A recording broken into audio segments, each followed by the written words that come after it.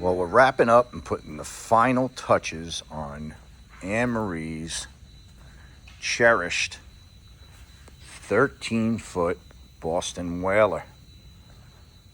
That the best son in the world, her son Ben, has restored for her. Well, we've restored for it. Ben wrote the check. This has been restored right to original. Well, better than original. But all the original details, original railings, original Sourpuss wraparound seat railing.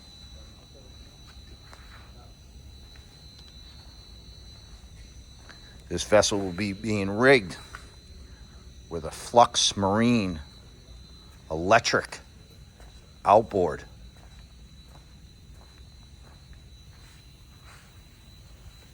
And will be displayed